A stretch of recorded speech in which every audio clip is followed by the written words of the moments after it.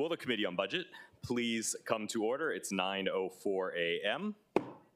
I'd like to welcome here in the well Council Chair Tommy Waters, Committee members, Committee Vice Chair Scott Nishimoto, Councilmember Cordero, Councilmember Kiaina, and Councilmember Wire. I don't believe we have any council members participating remotely at this time. Pursuant to Section 92-3.7 Hawaii Revised Statutes, this meeting will be conducted as a remote meeting by interactive conference technology with the following procedures in effect for the meeting.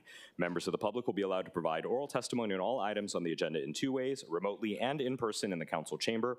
Remote and in-person oral testimony will be allowed when the agenda item is taken up, as English and Hawaiian are the official languages of the state of Hawaii pursuant to Article 15, Section 4 of the Hawaii State Constitution and Section 1-13 of the Hawaii Revised Statutes. Members of the public may testify in either language. For oral testimonies offered in Olelo, Hawaii, additional time as may be necessary will be allowed for the testifier to provide an English translation of their testimony. Before testifying, each person shall state their name. Each speaker may not have anyone else read their statement and is limited to a 1-minute presentation on each item. All persons who have registered to testify in person will be called upon first. When your name is called, please come up to the testifier podium. Persons who did not register will be given an opportunity to testify following the registered testifiers. Once in-person testimony has concluded, I'll proceed to remote testimony via video conference or phone. When your name is called, please monitor your screen and activate your audio feed when prompted. I'll then give persons who have not registered an opportunity to offer testimony. Please utilize the raise hand feature in Zoom to be called upon. For those of us joining by telephone only, please press *9 to indicate your desire to speak. I'll identify you by the last 3 digits of your phone number, and when your number is called, please press *6 to unmute yourself when prompted. Some friendly reminders and tips: video conference from quiet location if possible. If you're watching the proceedings on Olelo, please mute your television at the time you're called to testify. And when the timer on screen reaches 0, please conclude your remarks promptly. HRS Section 92-3.7 requires all votes at remote meetings to be conducted by roll call unless unanimous. Therefore, I'll call first for objections, and then if there are any, I'll call for a roll call vote. For those council members participating outside of the council chamber, of which we have none, they know what to do. Written testimonies, including the testifier's address, email address, and phone number, will be available to the public as posted on the agenda.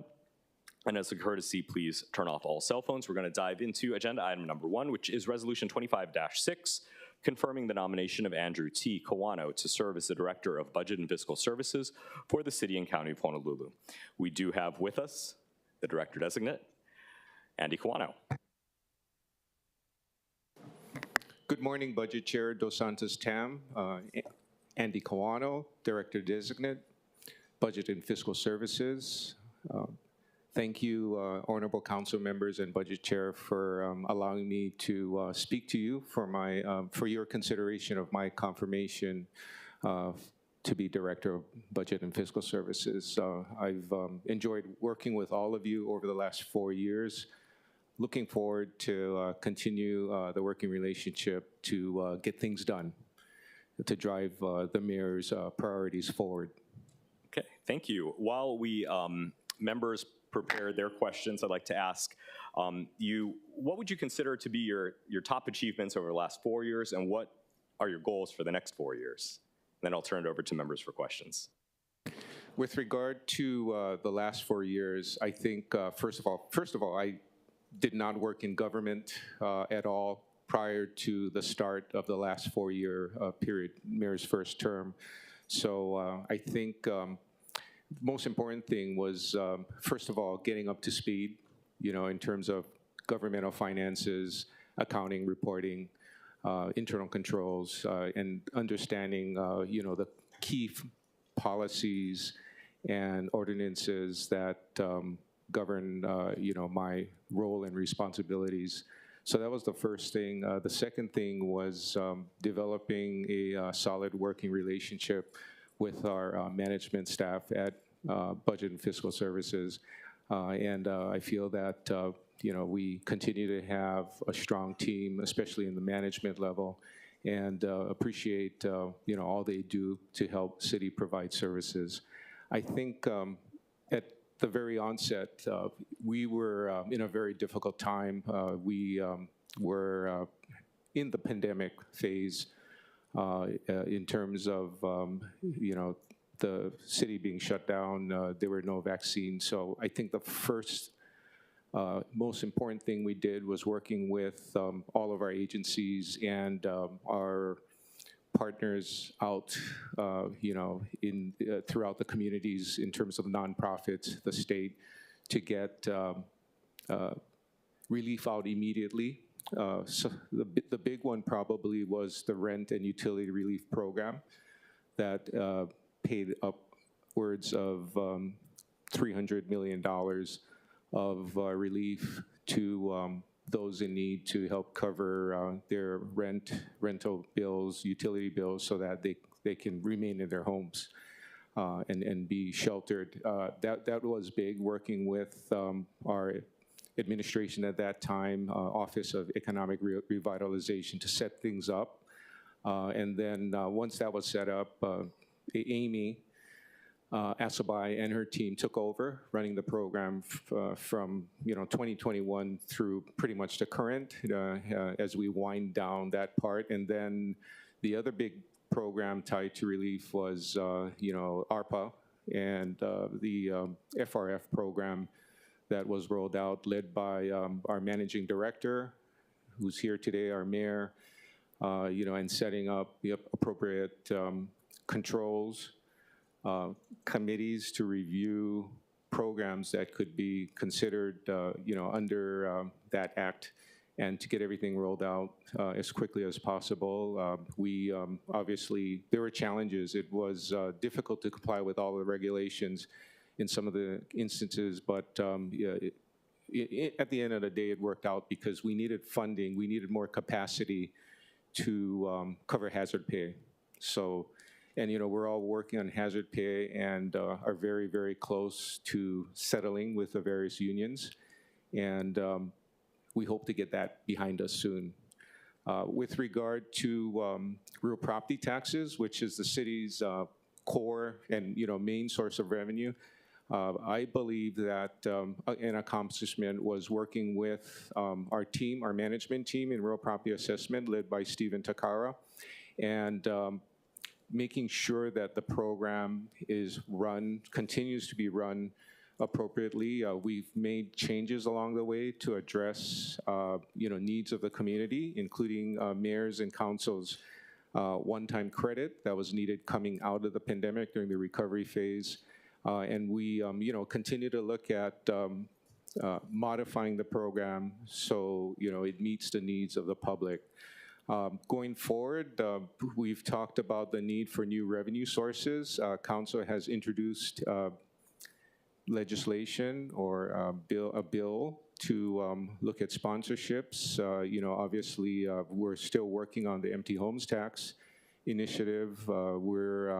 We are looking at ways to have more investment, generate more income from people outside of the island, non-residents, businesses from outside, to help cover the cost of services that we provide. I think going forward, obviously costs are going to continue to increase. We're going to continue to have to deal with increasing costs of salaries, benefits, costs of construction, to maintain, to improve, and to expand facilities where warranted. So we're going to have to continue to prioritize our resources and spend appropriately so that we can keep everything moving forward and continue to provide services that are important to the public. I'll just stop there. Thank you. Thank you. Members, questions for the Director Designate? Councilmember Wire. Thank you, Chair, Mahalo, Director, for being here. And I'll just do a few brief preliminary questions so everyone else can get a crack at it. So yeah, coming down to procurement and maybe honing in, because I don't appreciate you outlining kind of the focus of your work, the accomplishments, what we're going to be working on going forward. I know procurements come up quite a bit. Could you just maybe hone in on ways we can improve the procurement process, getting contracts from departments through BFS effectuated, and if there's anything we can be supporting you on in the budget in regard to that? Thank you, Councilmember Wire. I should have tied in procurement to the challenge we're going to have in front of us of controlling costs, cost of goods, services, construction that we need to continue city services. And very good question, because during the summer of last year, we commenced the purchasing improvement initiative. We've spent a lot of time to understand through some of the larger departments that have a lot of procurement activity, a lot of procurement actions, including the fire department, transportation services, environmental services, parks, and we involve the departments in coming up with, understanding their needs, in terms of improving the procurement processes and identifying specific areas that we can improve. We currently have documented a work plan, and we've broken out into work groups to look at system improvements. We want to optimize our use of master agreements so we can move things along faster and more efficiently. And on a side project, we're addressing how we do specialized training. So for our departments that have specialized skills, we have training programs in place that they can move on quickly, like fire, for instance.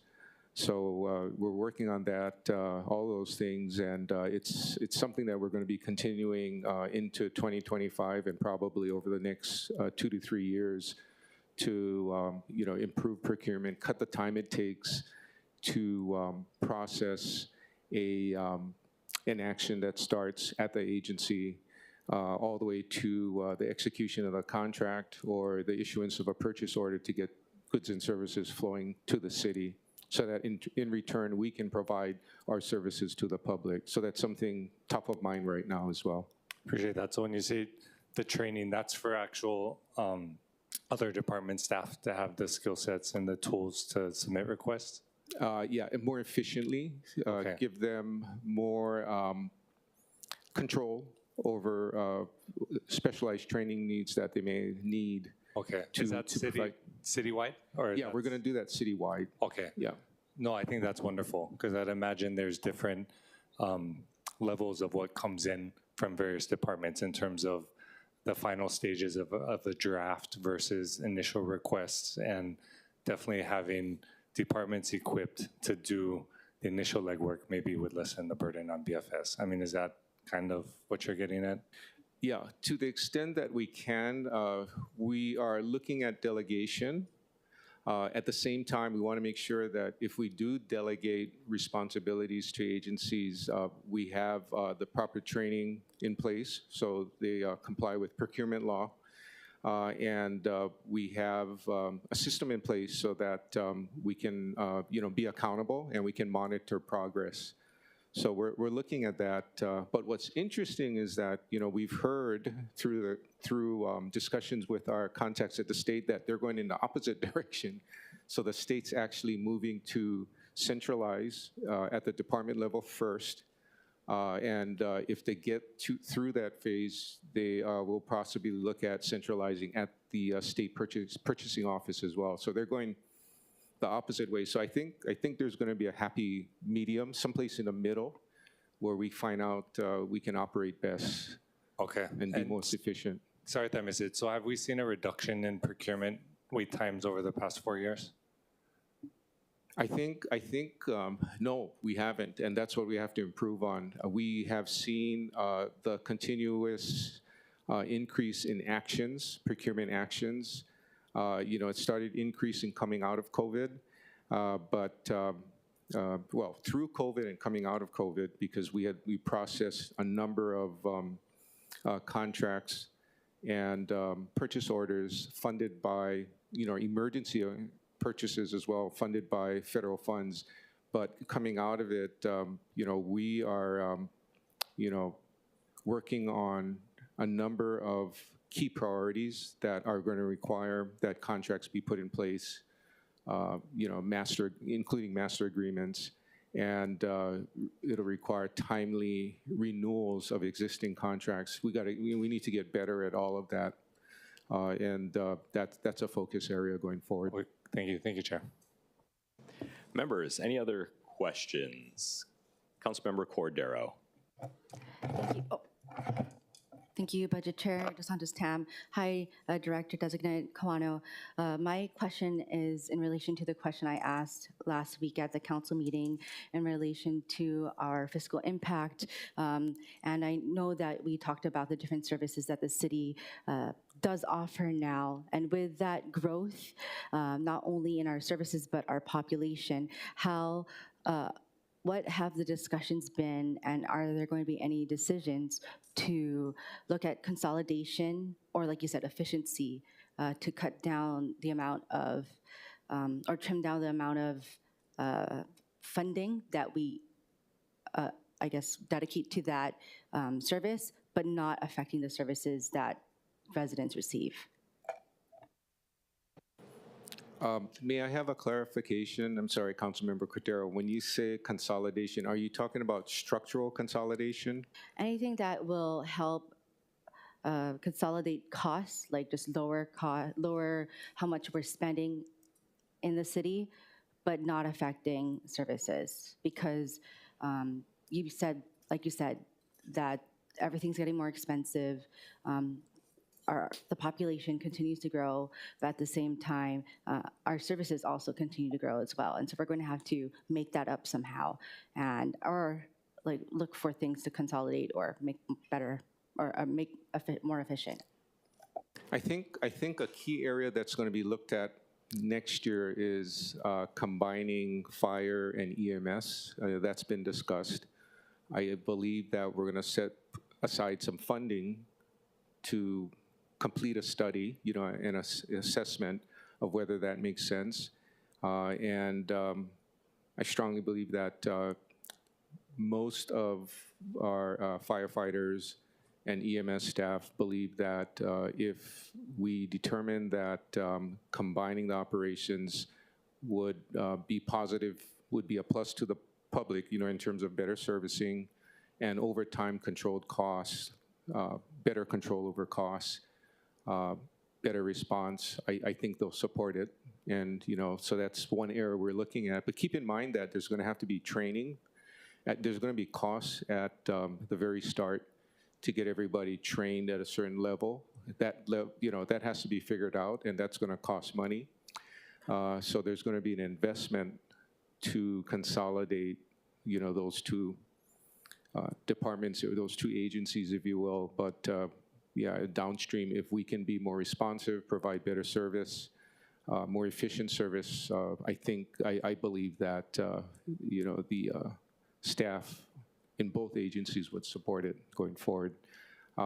Same thing with the combining of the Office of Housing and Land Management. That's in progress. We talked about that last year, and that should improve our services related to land acquisition, land management, and driving the housing plan forward. Housing plan that Director-Designate Auger communicated this week in front of during a press conference, or last week in front of a press conference. So that's something that we're looking at.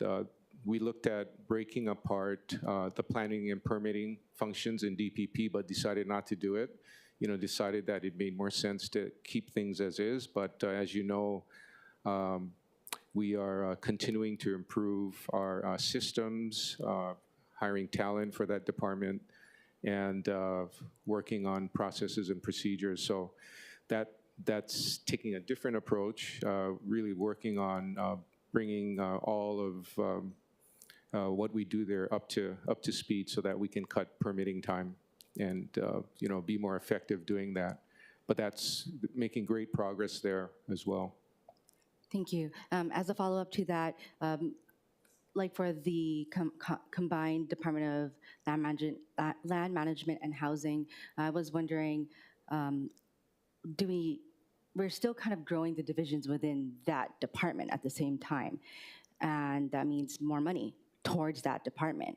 And the question that I asked during the council meeting during that time is, like, are we able to consolidate it at the administration portion of that future department as opposed to growing more divisions there? So that's the type of effort that I'm looking towards, to see if we can, I guess, keep it scaled. Yeah.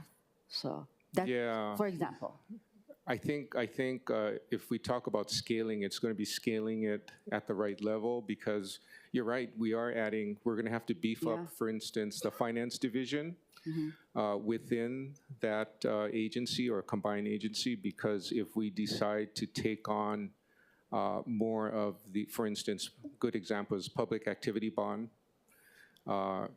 type deals and manage it by, through the city's administration, we're gonna have to beef up our financing division. As an example, currently, we've been working with the state, HHFDC, and, if we decide that, we can have more of an impact if we had our own team and funded our own team, we're gonna do that, and I think that's the direction we're going in right now. So I think, yeah, there is scaling, but to the right level, such that we can provide services, to our residents and businesses on a more effective basis. Okay, thank you. And I think scaling it also means going back to Councilmember Wyer's point about the procurement question and having the different departments handle that versus the efficiencies of going back and forth between those departments and BFS. So my next question is in relation to we mentioned this also in the council meeting about how Budget Chair mentioned that Managing Director is a steersman towards federal funding and navigating the threat of losing those fundings. And I think that you're right there in the boat with him. And so what is BFS doing to assess the threat to federal funding, and how are we going to be managing it with all the different departments? Because all the other departments also don't have the capacity to keep up with how it could impact them until it actually happens. Yeah, that's going to be a challenge going forward, because honestly, based on what the administration, in Washington is doing, it's hard to determine where we're going to end up, right? It's sort of, they're basically turning selected areas of government upside down and, threatening to pause funding. That's being slowed down by the courts currently, but we really don't know where it's going to end up. So I think with regard to what we have now, we call current programs that fund operations legacy programs. We need to make sure that we are, on top of our game in terms of using the funds properly, documenting what we do, reporting on accomplishments through the federal grants, and being ready for audit, doing the right things there. With regard to programs that could be taken away, hard to say where that's going to happen, but we do know that we have the largest dollars allocated to transportation services and community services. So, big, large federal funding from FTA, FHWA, and HUD. So we know we have exposure there, and we're going to, obviously keep our eyes open and ensure that, we're able to anticipate, any changes that happen. We are going to have to continue to seek more federal funding where there's going to be continued monies available. And I think we're going to have to strategically augment our staffing so we can do that, because it's not just seeking, it's applying for it. And then once, if successful, if we receive additional federal funding, we have to execute and not sit on the cash, so to speak, and make things happen. So all I can say is that there's a lot of balls in the air right now, and we're gonna have to juggle and keep our eyes open, be nimble, and be ready to act decisively. One last point with that, because I know that we are looking at what is occurring, but no matter who the federal administration is, federal funding is never guaranteed for either state or city or county. And so I want to be able to make sure that no matter what happens, that the city and county of Honolulu is able to not just affect or abruptly stop services that we are providing to our neighbors. And that means really arming our departments or agencies. And so I think besides just waiting, I think we have to just be ready, just be hard set for anything, for any administration in the future and now. So yeah, I think we need to be more proactive. So hopefully we can talk about that more. Thank you. Okay, Councilmember Kiana. Thank you. Director, first I wanted to just thank you for the last 4 years for a couple of items, and then I'm going to go over my priorities just to flag it for you moving forward. So first off, thank you for working with us on updating the home exemption as well as the real property tax credit for lower income households. And of course, with regard to federal grants capacity within the city, I know that even for myself, even if I've been a strong advocate, I do know that as we're all trying to figure out strategically how to build that capacity, it takes time. So we have capacity now in the Office of Economic Vitalization to look after all of the offices within the mayor's office, correct? We now have an RFP that's being drafted for a DC lobbyist. And I appreciate your and the managing director's office working with me to look at specific city agencies where we could allocate a federal grants planner or compliance position to help with that. So I just think that that's a good start. I do know that at all levels we're looking at the federal funding, and you're right, it's hard to gauge, but I think you need to categorize the question with the Hawaii congressional delegation, and that is, of course, the mandatory is the easiest funding because we are obligated, the federal government. And then there's formula funding that trickles down to both the city and the state. And the question is, how would that be tampered with? And then lastly, it would be discretionary funding where it doesn't fall in those other categories. And I think that that's where we're most vulnerable.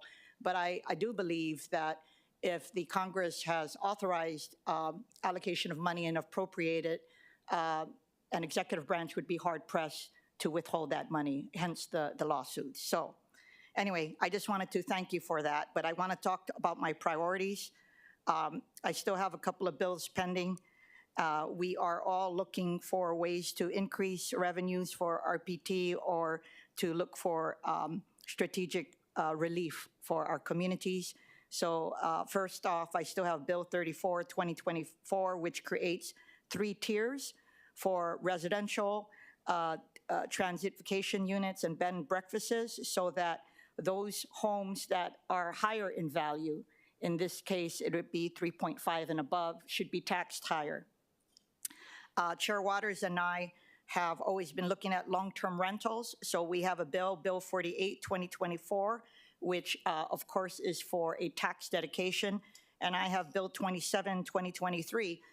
These are measures to look at incentivizing homeowners who don't live in their homes to rent it out for long-term. And I think that that would help with the relieving the supply. And lastly, yesterday I introduced Bill 17, 2025, updating the home exemption category for all taxpayers as well as 65 and over to update what we just updated recently, because I believe that it should be updated minimally every 3 years. I was unsuccessful in getting you guys to be able to sign off on something which would make it automatic. So I just feel that we need to have the dialogue again. So the bill that was introduced yesterday would increase for all homeowners from 140 to 160,000, for 65 and older for 160,000 to 180,000. And so I just wanted maybe on that issue Could you opine on whether or not you support an update to the homeowners at tax exemption? I think we should always look at it because we get questions all the time from residents about increases to the exemption. There is a reduction of revenue we have to be aware of. If I recall right, this is just off the top of my head, if we increase the exemptions $20,000 across the board, I recall that the impact is, you know, $10 to $11 million of less revenue. So that reduces our resources for programs. I do support looking at actually all of the bills that make sense, you know, including the Res A, and you had mentioned, Councilmember Kiana, tiering, the better use of tiering. But my suggestion is that we consider, or council consider, a resolution to set up a permitted action group to look at all of those bills one time, so that we can discuss impact and strategically, you know, make changes to our real property tax program. You know, understand, you know, what the impact is from a revenue standpoint, and then move forward from there. Thank you so much. I also, you know, support the reestablishment of a permitted interaction group. I will take the lead of Chair Waters and Budget Chair Dos Santos-Tam, given the fact that we are still waiting for the study on the empty homes tax, and I believe I will be following their lead on the appropriate time for that to be reestablished. Thank you. Chair Waters. Thank you so much. Good morning, Director Kawano.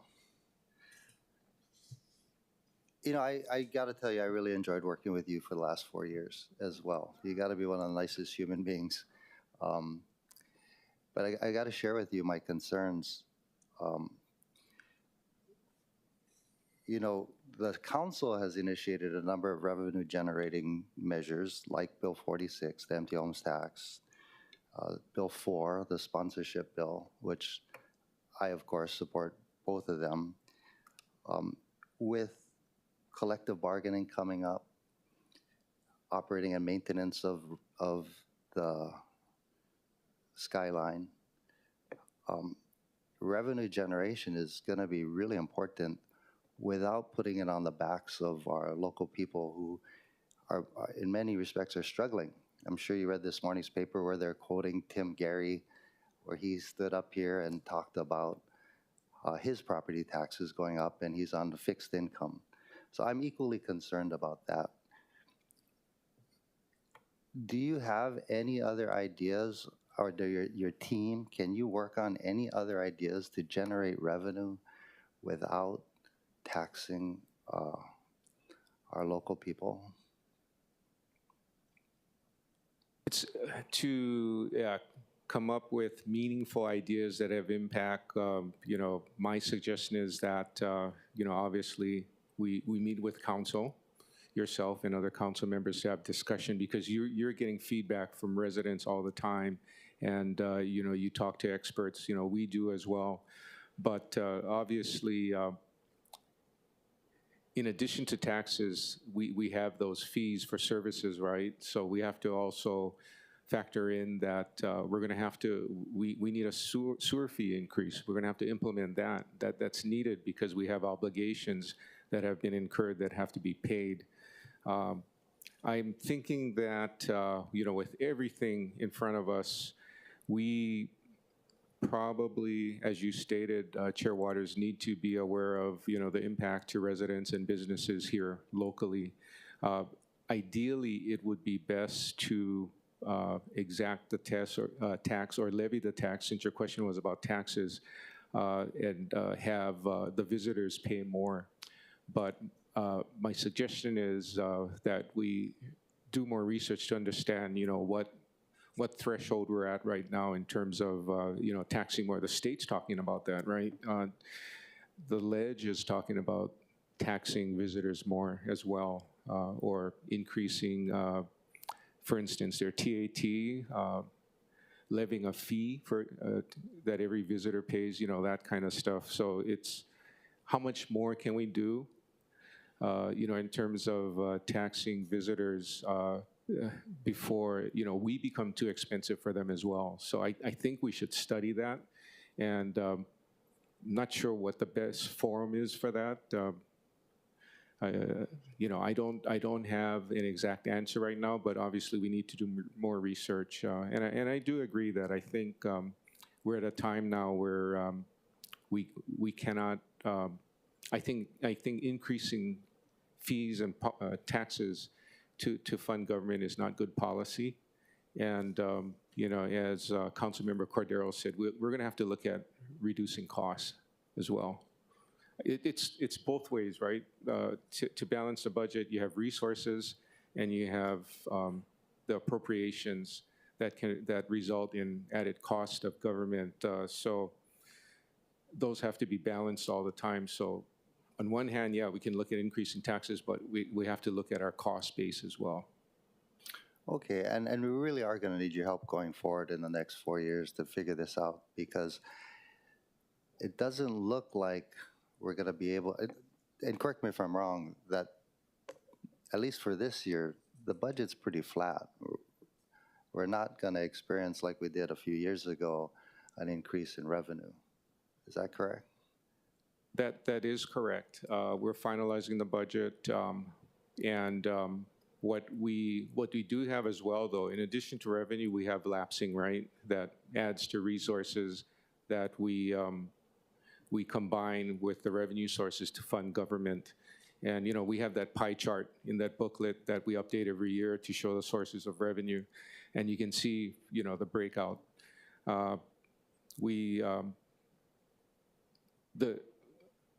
The trend is flattening out, to answer your question, and it probably will be flat for the foreseeable future.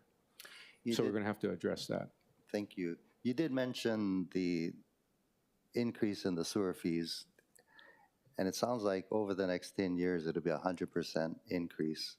And I'm trying to figure out ways that we can supplement the sewer fee obligation through other means. And one of the ideas, and you and I talked about this, is using a portion of the CTAT, the county's transient accommodation tax, to defray at least part of the sewer fee increase. Would you support that? I'm hesitant, I would say with reservation, because the sewer fund itself has to be strong. We borrow through tax-exempt revenue bonds. The revenue bonds are repaid using the sewer fee revenue generated by the sewer fund. So the net revenues generated by the fund repay, make debt service on the revenue bonds. If we start subsidizing the net revenue stream that repays the bonds, we in effect will weaken the credit rating of those revenue bonds, which would in turn increase debt service. It'll increase interest costs on the debt. So I think we have to go in on a very measured basis before doing something like that, and analyze, the impact. The fund has to remain strong. One of the, historically, what the rating agencies look at is that when the fund needed to, in the past, and going back to 2000, increase sewer fees, they were able to do it, through support of council. Administration and council working together. They are projecting that out. They're anticipating that administration and council can work together to figure out, how to fund debt service through revenue generated by the sewer fund. So if we subsidize sewer fund revenues using monies that are being used to fund general government services, it could impact the sewer fund. It could even impact the general fund as well, and our general obligation bond rating. So we just have to be careful if we're going to go down that route. No, I understand. I can't speak for the members of the budget committee, but I'm sure they are equally concerned that a fee increase of 100% is going to have in some instances, a devastating impact on people's lives. As an example, a family of 4 paying $250 for their water and sewer bill increased to now $500 a month. I think we should work together to figure out how we can defray some of those costs. And there's a dedicated source of revenue in the CTAT. So I asked you and the members of this committee and Chair Dos Santos-Tam to please consider that. Other than that, a dedicated amount from the general fund to go into the sewer fee, because people pay property taxes, right? To me, it's logical use of that money. A couple more things. How are we going to pay for the new landfill? Have you thought about that? It's like all of the other liabilities we have. Oh yeah, it's top of mind. We have landfill. We still are not fully funded with regard to the ERS liability. We have OPEB liability. As you mentioned, there's rail. As we expand rail, it's going to increase our fixed costs going forward. So there's a lot of we have a lot of commitments. There are a lot of contingencies, in front of us that we're going to have to fund. And, well, climate change as well. Climate change is another big one we're going to have to fund once we get our hands around what our exposures are and what we're going to have to do to mitigate the exposures due to climate change. I mean, we're going to have to prioritize how we spend the money. At the end of the day, there are large liabilities like the landfill out there, some much larger. And it's going to get down to what's most important for the people here on the island. And we're going to have to prioritize how we spend. So we think about that all the time, along with all of the other obligations and contingencies ahead of us. Do you support Bill 15? It's the recent charter amendment that we passed, dedicating half of 1% towards environmental concerns. What Bill 15 does is puts money towards cesspool conversion. Are you in support or against Bill 15? It's already, to me, it's a done deal. I think I testified that I didn't believe that it was necessary because climate change is always top of mind.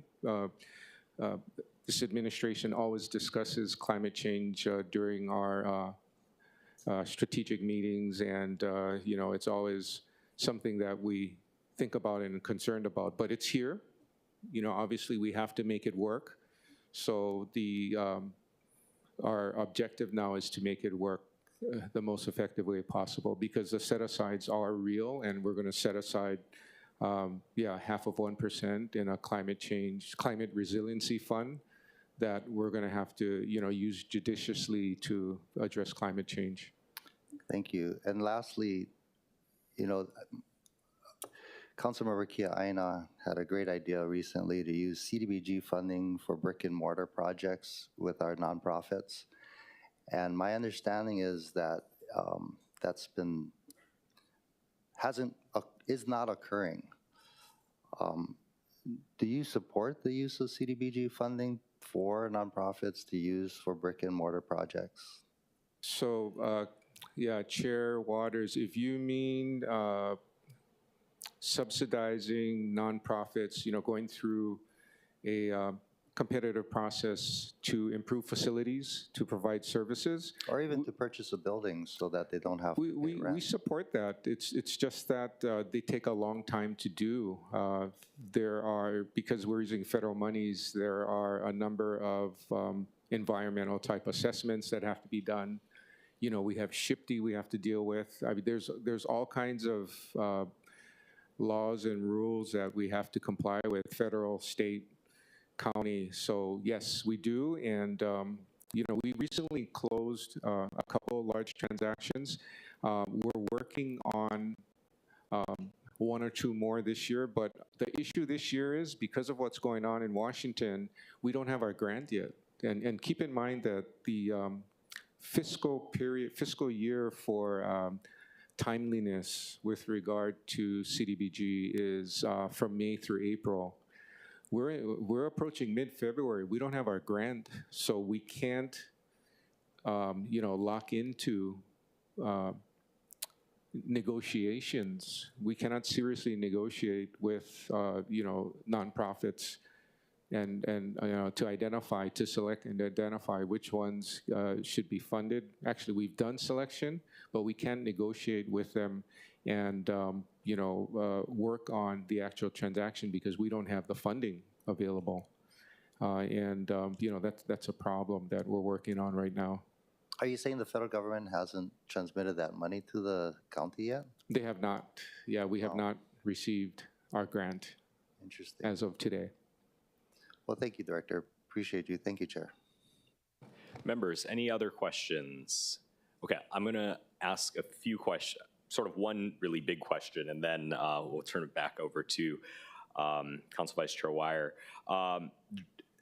Director, I appreciate all of your answers here. There's a number of things that you've said that get to a big question about lapsing funding, right? You mentioned there's resources versus the appropriations, but there's a third element. It's how we spend it. It's getting it out the door so taxpayers see what value they're getting out of the taxes they pay.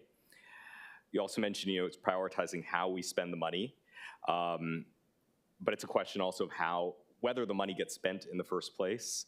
And earlier in response to Councilmember Cordero, you mentioned we need to execute, not just sit on cash. And council, of course, has appropriation authority. The administration has spending authority. But given the huge needs that we all recognize we have, a new landfill, a new, the sewer fees increases, just basic park maintenance, all the things that city government needs to do, where is the line between our ability to appropriate money and the administration's ability to spend it or decide just to lapse it? I understand we lapse upwards of 20, 30% of our budget each year. And this is money that comes from the taxpayers and they expect things to happen with it. So can you talk a little bit about the philosophy behind lapsing funds?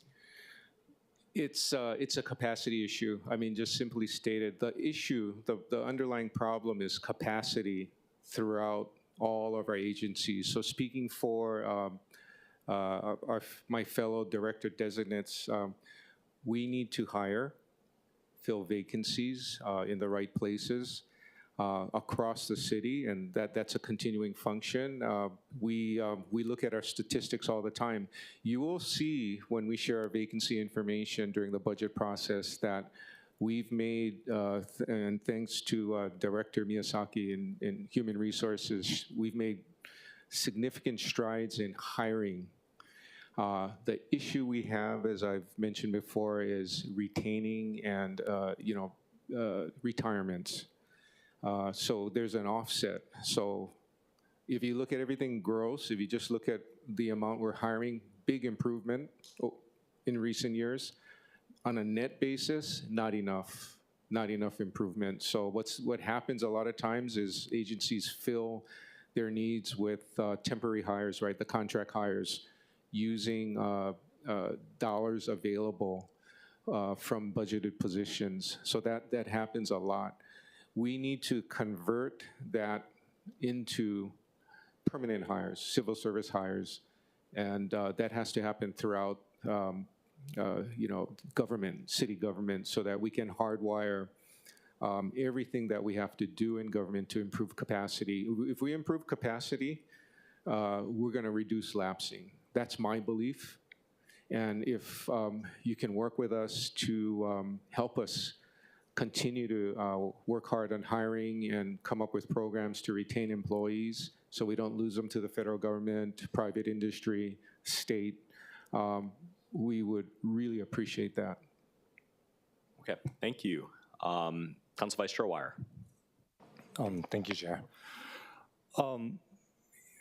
First I just wanted to get clarity on BFS's role in terms of providing data and information. I think we all know that creating a permitted interaction group is within the purview and only the purview of the City Council. Appreciate your continued request for that, but of course, as Councilmember Canada mentioned, I'll also be deferring to Budget Chair, understanding the administration doesn't have the authority to set that up. And we already did one, right, with 4 members. I know I participated in that. Understanding there's 9 of us and we're going to be wanting data on bills that are moving forward. I mean, how do you see that playing out in terms of BFS's willingness to provide candid access to information that pertains to bills that are introduced?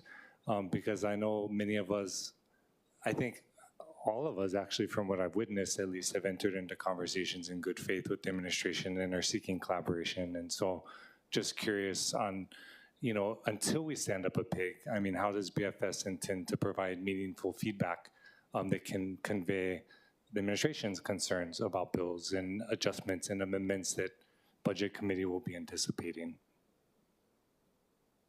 From my experience so far over the last 4 years, if a bill is introduced, I don't see any issue with regard to providing data, you know, information and feedback. I don't see that as an issue. From time to time, there may be difficulties when the bill's not introduced, so council members are analyzing. We do provide a complete file every year to OCS. It's a large file that can be shared amongst council teams, council districts. But with regard to more specific information addressing the purpose objective of a measure, once that bill is introduced, we provide the information. That's what I've seen at least. So we're willing to work with council members if that's the question, you know, once the bill is introduced. Okay. We feel that, I keep asking council to introduce resolution for a permitted interaction group because we have so many bills still outstanding. I think that we need to take another pass, go through them, and think about strategically, you know, how we go about, you know, modifying the program, our real property tax program, so we do it in a manner that's, you know, thought out, and we understand what the impacts are to our net revenue stream. Okay. No, I appreciate that. I think just the challenge for me at least is, and every time an opinion is asked on a bill, to then be told, oh, the council should do a PIG. No, we want meaningful, collaborative, in the public conversation. You know, the work that we're all doing should be collaborative, should be in the public, and I think that's good, right? And that builds trust, especially when we're looking at the frustration people have when they're seeing property values go up, seeing costs go up. And so that, I think that's the main thing on that topic. Just wanted to, I guess, just share a concern. I agree, like, I appreciate your background, your experience, the way you approach conversations authentically, and have so much respect for you.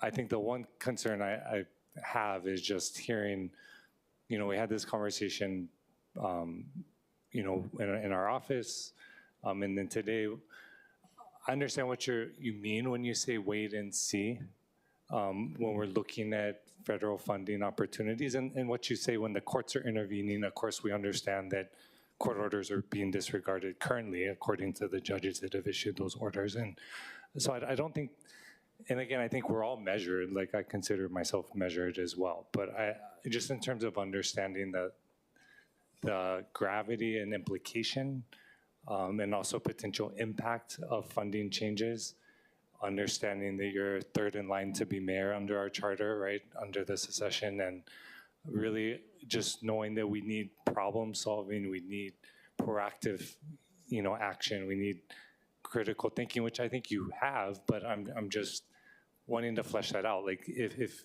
you fully understand the magnitude of what we're going through as a city, as a community, as a state, and are ready, you know, to kind of tackle that and provide good guidance and feedback to the administration. Yeah. Yes, I'm ready to do that, but it's not going to be in a vacuum, right? It's working with the council members and working with my team that supports me, you know, the BFS administrative team, working with the administration, and obviously there's mayor's priorities always in front of us that we focus on every day we always focus on mayor's priorities. But yes, during the next 4 years, I'm willing to take it a step further and collaborate and more openly share ideas with council members. And we'll make an effort to do that because it's important. I appreciate that. And just to follow up on Chair's question about Bill 15, so appreciate your sentiment. Totally understand the concerns that were raised previously about the Resilience Fund. I think the community acknowledged the benefit, and of course it was passed. And so what's pending now before council is the setting aside or creating a program to specifically utilize some of those funds for a cesspool conversion grant program. That was Bill 15 that was being referred to. So wasn't sure if we got an opinion from you on Bill 15 and using some of those already set aside funds, like you mentioned, for cesspool conversion, because that's the conversation I think we're having right now. I've read about the measure you're talking about. I would have to add that there are also programs being evaluated by our Office of Climate Change, Resiliency and Sustainability. So they're also working on objectives and areas of focus. So I think, yes, we will look at all of that. I can say right now that we're in the process for FY26 of establishing the fund and setting the money aside, and the money will be available. The funds will be available specific to the purpose of the ordinance that was passed. Okay, so I'm hearing is it's being reviewed, but there's no specific position yet on how to utilize the funds. Is that? We're working on programs right now. Okay. To program it out, and we'll have more discussion with you during the budget process. Okay, mahalo, Chair. Councilmember Kiaina. Thank you. I just want to follow up to that question. So when you submit it as part of the budget, correct? The climate change fund portfolio, when you submit it as part of the budget to the city council, we're going to be able to take a look at the manner of how you're proposing to allocate it, correct? That is correct. Okay. And the fund will be established, so the money will be transferred that's from the correct. general fund to the fund. So similar to the TAT, as it pertains to impact on natural resources, where we're able to take a look at it, and if we disagree that we could have opined, that we would have the same discretion with regard to your proposals for the climate change fund. And the only reason I'm saying this is I think that just because of what we're hearing in the community, we might be favorable to seeing that whole allocation going to cesspool conversion and using it as like perhaps like a grant program for community. So I just wanted to ask that clarification. Thank you. To respond, Councilmember Kiaina, we will have discussion on use, and we'll weigh in council members' interests, because we're going to work together with regard to implementing the use of the fund. Thank you, members. Any other questions? Okay, hearing none, we'll take testimony at this time. Clerks, is there anyone registered? Sorry, Councilmember Cordero. Director Kano, sorry. I was wondering if we could use that for also our landfill and sewer fund, sewer fees. I would state that I have reservations similar to the use of the OTAT for the same reasons. I'm not going to repeat everything again. We have to present a financially sound sewer fund to the bond public, to the bond, to bondholders, to the bond market. Director, I think that also means showing them that we are looking for different funding to be able to be sound. And that's, like mentioned before, something that will have dedicated funding, continuously to have dedicated funding. So I think that's something that's pretty sound to me. So yeah. It is, I think, sound from the standpoint of, ensuring that we have the ability to pay. we will take a look at what because you're suggesting what Chair Waters suggested, we will have discussion with our bond counsel and investment bankers on the impact, because it's essentially right hand, left hand, right? If we take monies that we're going to use for general fund purposes and earmark it to subsidize the sewer fund, it's left hand, right hand. So we could impact general government, and we just want to make sure that, as I stated earlier, we do the analysis before we move forward with that kind of measure. Okay, and I also mentioned landfill too. Thank you. Okay, thank you. Chair Waters. Thank you so much. I'm glad you said that, because if we, as a body, approve, say, a 5% increase rather than a 9% increase to the sewer fund, that would force you to find the extra 4% utilizing the current budget, right? You said left hand, right hand. You'd have to find that money somewhere else in order to make sure that sewer fund is sound, right? Because again, I can't speak for everybody on this committee, but I think 9% over a number of years is going to be really, really tough. And I'd love to hear this committee opine on whether or not you support a 9% increase over the next couple of years. Can I throw out a few more thoughts? Of course. I understand your concern, Chair Waters. I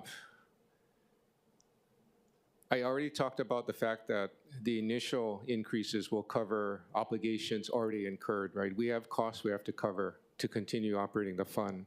So that's been stated already. When the sewer fee, we're going to make changes to how the sewer fee is calculated as well. So I just want to point out that 9% increase is an average, and there are some property owners that will use more water and others that'll use less. For a homeowner, same thing applies. If you use less water, you're going to pay less in sewer fees. There'll be more of a, I think, variable factor in the amount that's paid for sewer fees. So if you control your water usage, that drives the cost of sewer, because it's based on water usage, you're going to be able to control that increase and not have to pay 9%. So I want to put that out there, and I believe Director Babcock has covered that a number of times. I think you also have to understand the second thing is, if we don't do the 9% increase immediately, yeah, and if we do 5 and we don't fund the remainder, if we push it back even a couple years, if we go out 2 to 3 years, the required increase will go above 10%. We've done sensitivity analysis, so I think that has to be realized. And before we start subsidizing, if you will, the sewer fund, we need to do more research, because I'm gathering from council members that you want to look at it. So we'll do more research. We will talk to our bond investment banker, as I stated earlier, and bond counsel, and get more facts, more support. But I'm sharing what we've been told already, but I think we can share more supporting factual data with you. I understand what you're saying. And I love your analogy of, if you take from the right hand, it has to come, if you take from one source of revenue, it has to come from somewhere. So my point is, though, that if we don't want you to put it off. We understand you need the 9%. But what I'm asking you to do is look in the budget to find that extra 4% somewhere. If you have to cut services somewhere, we might have to do that. But I think people will understand that if we're saying we're using it to defray the cost of their sewer bill. And I'm a low water user, by the way. I think my water itself is $26 or $30, and the sewer is over $100. Yeah, and I'm a low water user. Can you imagine kids coming home from football practice, right, and they're all dirty? They got to take a shower, right? They got to use water. So you got 4 kids, and they all got to shower. They all got to brush teeth, right? They're going to use water. It's going to be expensive. So how can we use general funds to offset that? That's why I came up with the CTAT. But still, we've already probably allocated that 90 million. Maybe we got to reallocate it. That's all I'm saying. You know, that way we don't have to take from, well, either way, we're going to have to take from somewhere. So thank you for humoring me, Chair. Okay. Councilmember Wire. Thank you, Chair. And just a quick question, because I know we've been talking a lot about sewer fees, and I think just one of my, in addition to the cost increase, one of my main concerns is that the assistance program is limited in terms of who can access it. Particularly, it only applies to single-family homes and not multifamily, which, you know, as we know, I mean, folks in multifamily units would be more likely to actually probably need the financial assistance. And I understand that there's challenges with the billing and the way HOAs do it. So I was just wondering if that's something you would be willing to talk through and work with ENV on structurally maybe making it truly a more equitable and accessible program if we get to the point, of course, that we're going to be seeing these increases as dramatic as they are. I'm willing to talk to ENV about it. I think they should be brought to the table for the discussion. Yeah. Okay, appreciate that. And only mention it to you because of your expertise and maybe understanding of the billing process and everything. But thank you, Chair. Okay. Thank you, members. Last call for questions today. Okay. At this time, we'll call for testimony. Clerks, do we have any registered testifiers in person or online? Chair, there are none. Okay, and then clerks, is there anyone standing by either here in the chamber or remotely to testify? Chair, there are none. Okay, there being none, members, we are in discussion. Okay. Well, members, I sense that there are some questions that we'd like to continue exploring with Director Kawano. As Vice Chair Wire pointed out, I think BFS is actually the most important department, hence why you're number 3 in the succession chart. And as such, and heading into the next budget, or this year's, upcoming year's budget cycle, again, I get the sense that there are a number of questions. So what, Councilmember Kiana. I guess I don't know. I'm in support of moving this forward, because if we have questions, we have questions. I can ask questions anytime. If we have questions, we call them to our office. But I would. So any questions I have does not have to happen in the confines of this hearing process. So my preference would be that it move forward. But I would defer to you if you feel that it needs to be postponed to another hearing, but I've said all that I need to say. Okay, that's a very good point and very well taken. We'll take the pulse of the members. Councilmember Wire. Yeah, I mean, I'll defer to Chair, and I know the reso would come up at council again as well, but so I welcome input as well, because I do think if there's more substantive conversation to have, committee is probably the better place to have it than down the line at full council on the floor. I know that there's follow-up or discussion around the sewer rates in particular that came up today. So I'm comfortable either way. And, I think we've all acknowledged we appreciate the work of BFS Director. So if anything, it's just an indication of, how important your role is. And but otherwise, yeah, I'll defer to the Chair. Okay. Councilmember Cordero, Vice Chair Nishimoto, any thoughts? No thoughts? Okay. Well, in that case, we do have full council coming up at the end of the month. And between now and then, perhaps if anyone has any questions for the director, we can put those in writing and get that before the February full council.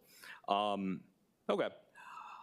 In that case, the chair will recommend that Resolution 25-6 be reported out for adoption. Any discussion?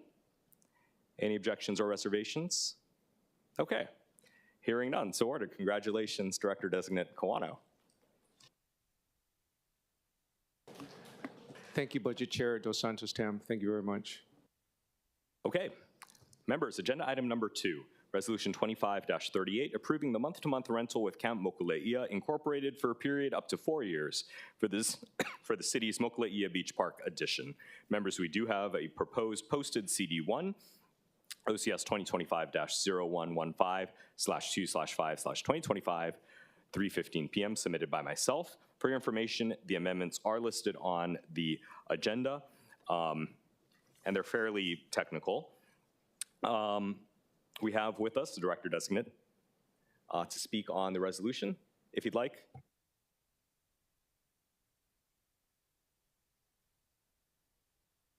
Thank you, Budget Chair Dos Santos-Tam and honorable council members. With regard to the resolution, I'm in support of passing it. The city does not have any plans for the use of the property. Most of it is undeveloped. Some of it provides access to the beaches for the public. Continuing the tenancy of Camp Mokuleia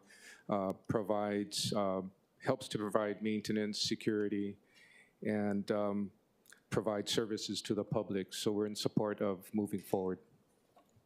Thank you. Thank you. Members, any questions for the Director Designate? Okay, seeing none. What we'll do is we'll move on to testimony. I understand we have Darrell Whitaker here.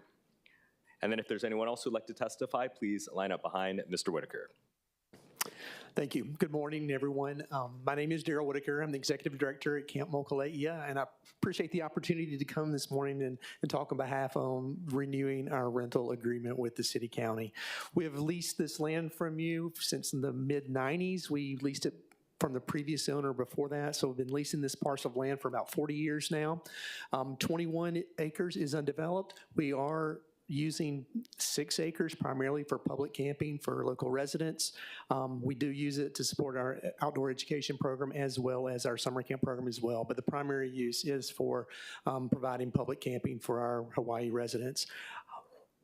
One of the things that is different in this renewal is being able to move the beach access about 1,000 feet. So that'll give us the opportunity to develop 5 more acres of the land for more public camping opportunities for the public. So I hope you will approve it. It'll help us. It'll help provide camping needs. There's a shortage of camping spots for local residents here on the island, and it would give us the opportunity to provide more to them.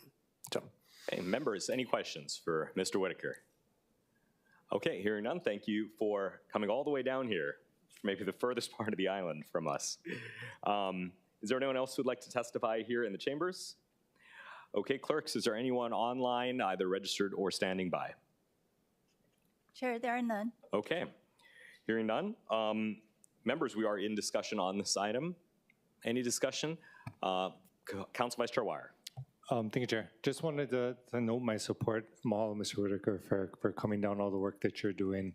Appreciate the testimony and support that we received as well, knowing it was in the individual capacity and not as chair of the neighborhood board, but do appreciate all the support from the community as well. So mahalo.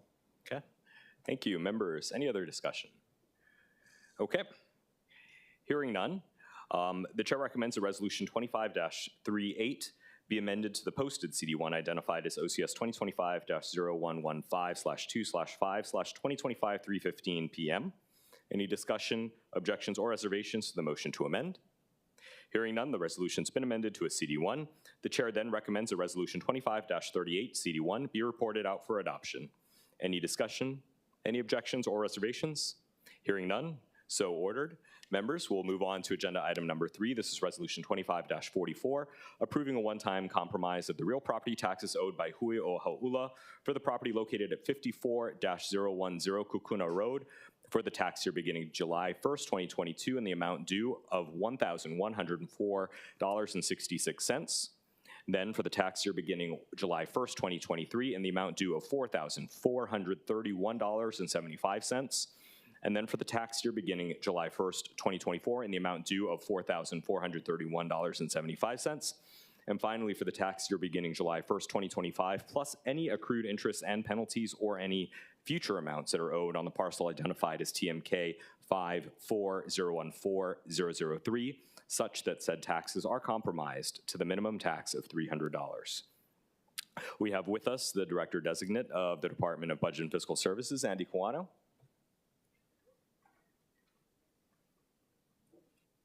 Budget Chair Dos Santos-Tam, Honorable Council Members, Andy Kawano, Director Designate, Budget and Fiscal Services. For the record, we would, I'm really torn by this one. We would like to support and feel that it would be the right thing to do to support this resolution.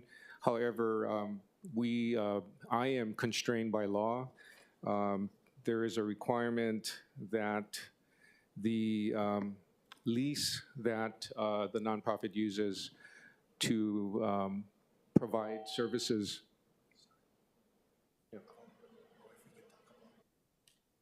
Oh, okay, okay. Okay, all right.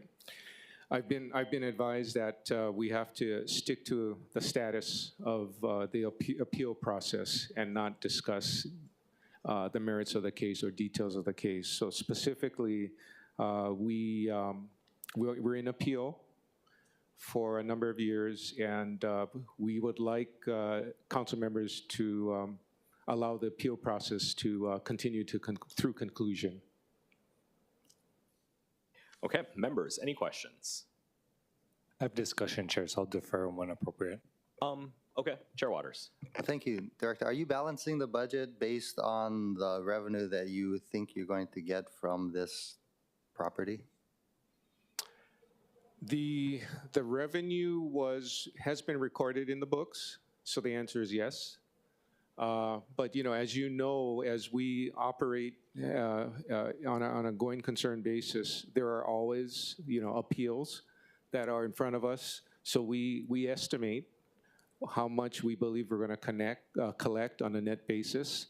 So we feel that in materially speaking, our revenues as a source to fund our budget is correct. So who represents the city in the appeal process? There's a board of review that hears the appeal and makes a decision based on the merits of the supporting information provided by the taxpayer. But the board of review is like a judge, right? They listen to the facts presented by in this case, the nonprofit. But who represents the city? The city comes in. Is it you or somebody, Corp Counsel? We have our real property assessment staff and a deputy Corp Counsel representative. So what is the city's position on this matter? Is the position is that they need to pay the tax? As of right now, yes, because we've invoiced the tax. Okay. Thank you. Okay, members, any other questions? Councilmember Keano. Yes, I just was talking to my staff. So this is not a request by the administration for this compromise? Is this a request, is this Councilmember Wires? Is this a request by the community? It's request from Council Meyer representing community. Okay. Councilmember Wire. Got it. Yeah, I for myself, I guess I do worry about precedent setting because we can do this in various communities. Yeah, if I may, Chair. Okay. Well, Councilmember Wire. Mahalo. So just to provide a little bit of context for this particular property, and I do think that it qualifies as a very unique circumstance in terms of just the services that are provided. In terms of background, this is a state-owned property, so otherwise we wouldn't be receiving property tax on it.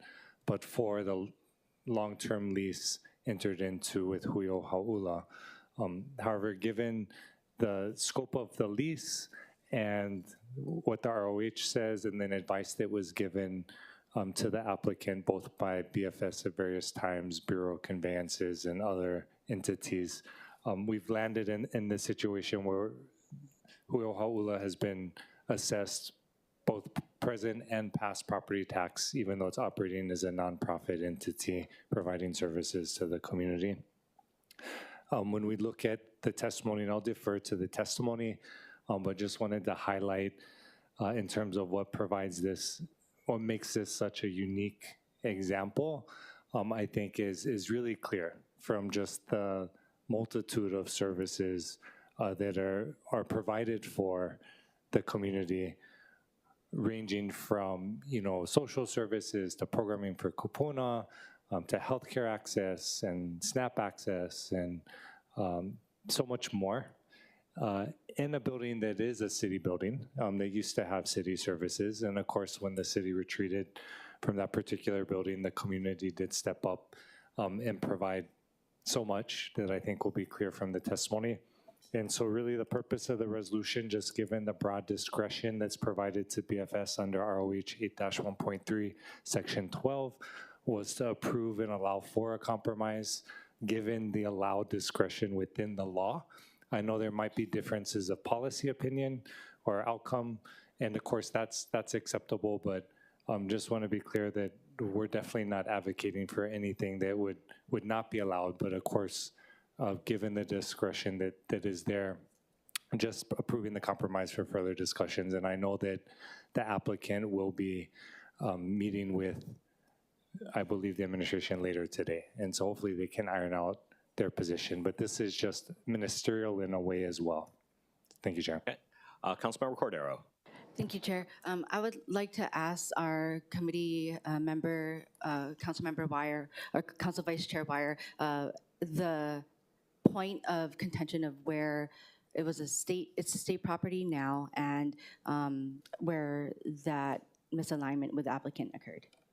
Thank you. So right now, because the ROH is limited in scope in terms of when lessees can qualify for the nonprofit exemption, right now the applicant is working with DLNR, who verbally has already acknowledged that they're willing to extend and amend the 3-year lease to a long-term lease, which would satisfy the ROH as well. But I think there was process breakdowns that occurred. And so really this is just to remedy that so that we can continue, not overburden service providers in our community, which are so important, particularly right now.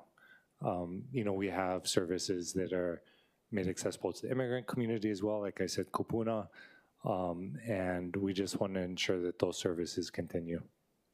Thank you. So first off, I would support this resolution. I also have concerns about precedent setting, which is why when I was budget chair, I would not consider certain resolutions based off of other applicants who either miss zoning or sales or other types of other properties. But for this type of administerial misses, I think that's something that at the city and the state level need to consider, especially when we are working with nonprofit organizations. So just wanted to state that and also state that I do weigh out those things as well, but that I support this effort. Thank you. Okay. Members, any other questions at this time? Okay. Hearing none, thank you, Director. Why don't we move on to testimony? I understand we have some in-person testifiers. We'll start with Dottie Kelly-Paddock, Marie Samudio, and then Renee Fonomoana. Good morning, Councilman. Thank you very much for hearing my testimony.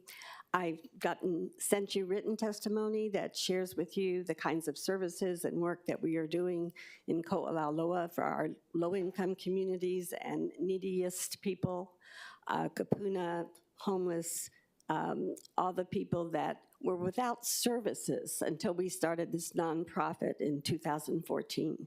And we have the great honor to be working in a city building and managing it with 31 other nonprofits and organizations that provide services for our community. In regards to this specific lease, we had right of entry from DLNR for this same land from 2019 to 23. And 23 was finished with the right of entry. The right of entry was to remove invasive species. Keep in mind that this community in Ko'olauloa has worked very hard. They have produced over $1 million in in-kind services with also the assistance of Team Rubicon that has been working with us to clear the acreage and make it a wonderful park-like setting and a site where we will build a resilience hub that will protect our community. We've been involved in emergency preparedness training and services for our community for many years, and we know that in a dire disaster, we will have a need for a place like a resilience hub.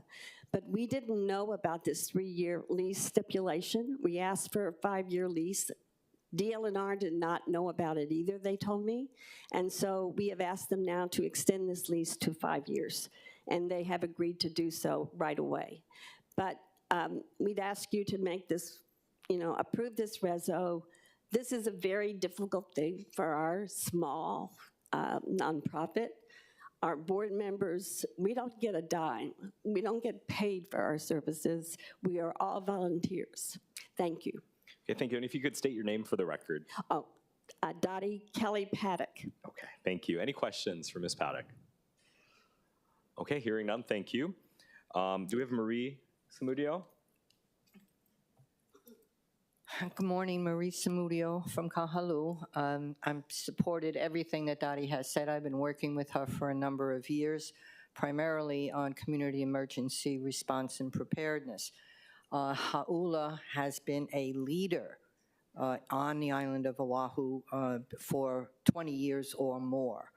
The building that they now occupy and the building that's in question has done, I think, more than what she has said for the community and for like-minded groups, serving as a tremendous example. So my request to you is that you wholeheartedly and enthusiastically support whatever kind of assistance you can give, since it has been volunteer all these years. Thank you. Thank you. Members, any questions for Ms. Samudio? Okay, hearing none.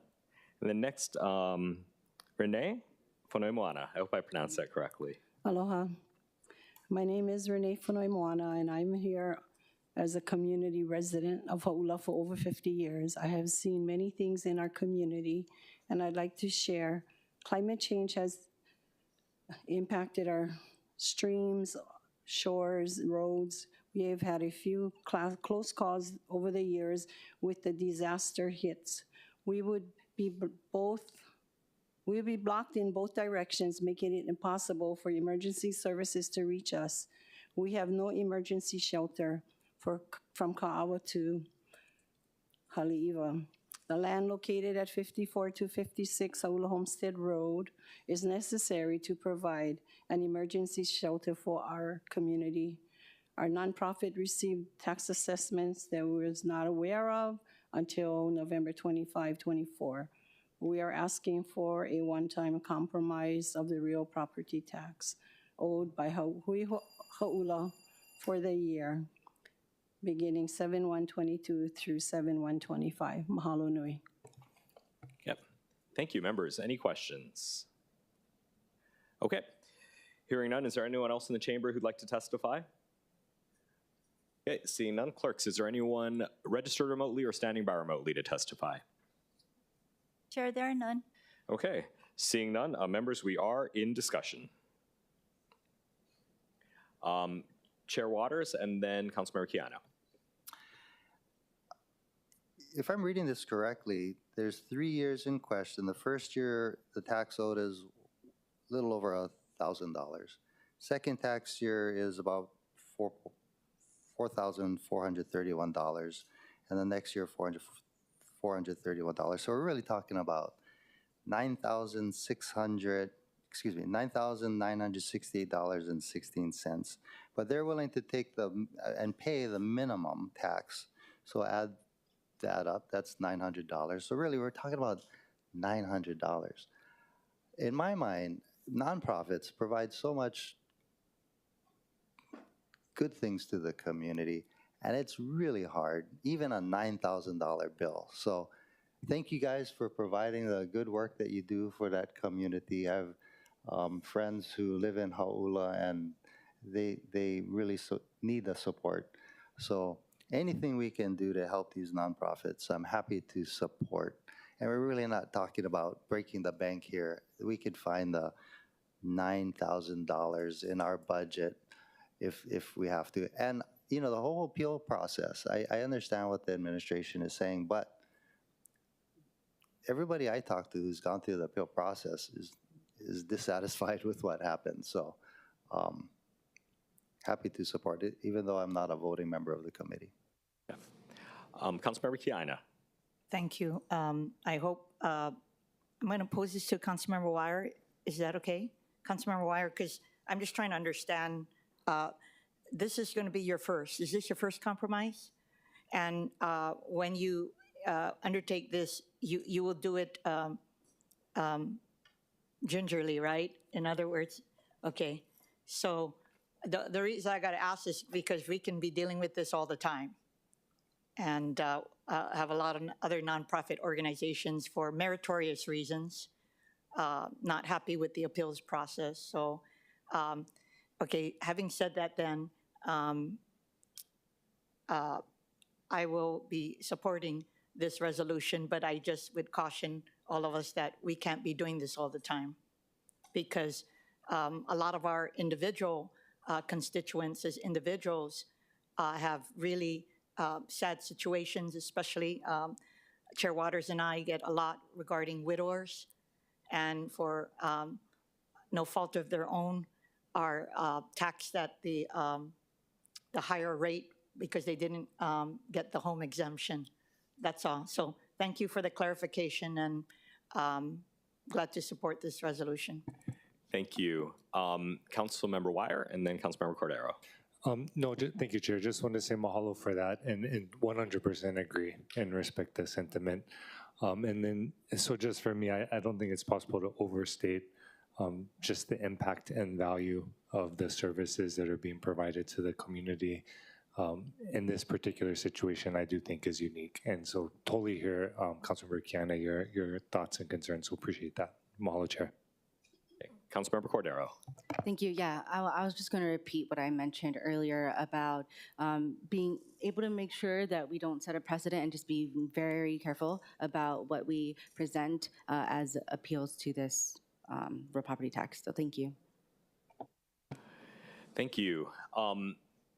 For my part, I also agree, and I thank Councilmember Kiana for bringing up this notion of precedent, because, again, we do get a lot of these, and there is a process that typically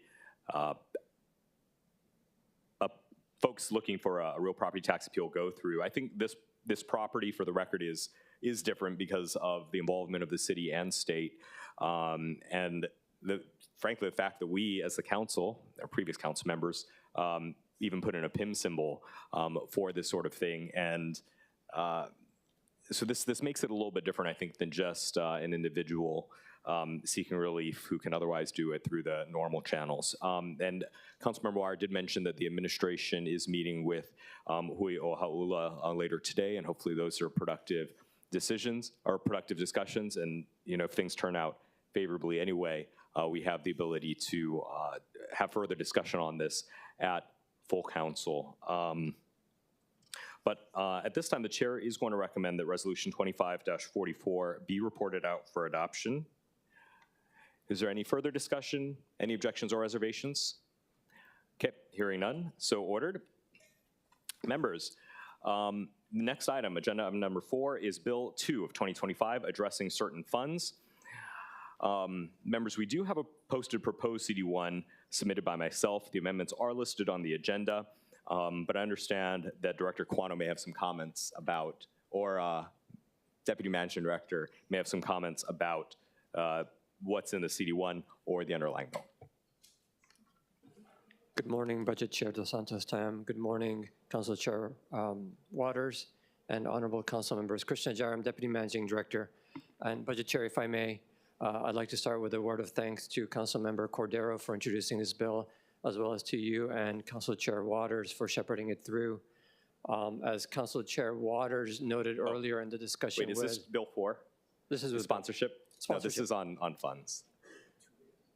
Yeah, sorry. It's agenda item number 4, but my apologies. Bill 2. Very confusing at the beginning of the year. My apologies. Okay, Director Colano.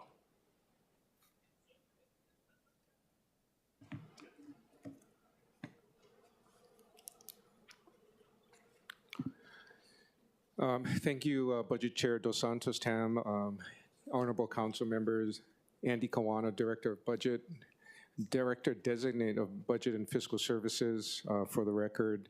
With regard to Bill 2 and Budget Chair's continued efforts to identify and repeal obsolete ordinances and funds, BFS is in support of the effort and will continue to work with Budget Chair Dos Santos-Tam. The one thing that we want to point out is that for the Pauahi project, R15 fund, we are still researching, looking for the appropriate documentation to determine if there are restrictions on the use of the funds before we work with the Budget Chair on possible transfer. So just wanted to state that, but overall, we're in support of repealing obsolete ordinances and funds. Okay, members, any questions? Okay, seeing none, we'll go on to testimony. Clerks, is there anyone registered to testify, either in person or remotely, or standing by here in the chamber or online waiting to testify? Chair, there are none. Okay, hearing none. Thank you, members. As the Director Designate mentioned, this is a cleanup bill dealing with a few of these ordinance or funds that were created years ago that are no longer being used and perhaps could be put to a better purpose. As he alluded to, one of the funds there's probably a little bit of research that still needs to be done about how and when it was created. And then also I understand that there is, some of those funds are in a financial vehicle that matures in the next fiscal year. And so at this time, we're gonna postpone, the chair's gonna recommend that action on Bill 2 of 2025 be postponed to a date and time to be determined by the chair. Any discussion? Oh, Councilmember Cordero. Thank you, Chair Dos Santos-Tam. I do also have a question when it comes to repealing these things. As you know, we have many older positions that sometimes were added because of certain programs. And I was wondering if we are looking to, I guess, address that, if there are any attached to it, if your research has found that out as well. No, thank you. That's a very good question. For the underlying bill, for the Community Renewal Program Fund, as well as for the Leisure Services Incentive Fund, we've asked the departments involved, and they have no recollection of these being used for decades. In fact, the Community Renewal Program Fund, the federal government stopped giving us money for this in 1975. So if there are any people that were funded by that, I hope they have retired by now, and if they haven't, we'll give them a big, nice retirement ceremony soon. But as for the other two, and that's why I'll be recommending that we postpone it, we are trying to figure out for the Pauahi project expenditures if there are any other strings attached, you might say. So again, the chair recommends that action on Bill 2 of 2025 be postponed to a date and time to be determined by the chair. Any discussion, objections, or reservations? Okay, hearing none, so ordered. We'll move on to agenda item number 5, which is Bill 3. Bill 3 of 2025, this amends Chapter 35, revised ordinances of Honolulu 2021 to address certain obsolete or unnecessary provisions, specifically a whole chapter relating to incentives for businesses that was never actually implemented from the late 90s. We have with us the Director Designate, Andy Kawano.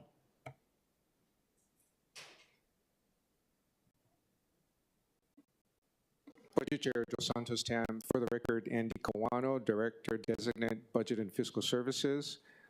We're in support of the repeal of Ordinance 98-54 relating to these incentives that fall under Chapter 35. We are not aware of any individual or business that had benefited or have benefited from the incentives, and agree that the ordinance is obsolete. Thank you. Members, any questions for the Director? Okay, seeing none, we'll proceed with in-person and remote testimony. Clerks, is there anyone here in the chamber or online waiting to testify? Chair, there are none. And To be clear, there wasn't anyone registered or there's no one standing by. Okay. Great, members, we are in discussion. Councilmember Cordero. Thank you, Chair Santos-Tam. I do have a question as it relates similarly about any strings attached. As we have a few programs that have been stood up during the CARES Act funding from 2020 and then a little bit thereafter, I was wondering how would we as a body be able to look at things that may fall obsolete, but proactively? Thank you. That's a very good question. Maybe that's a question for the Director Designate.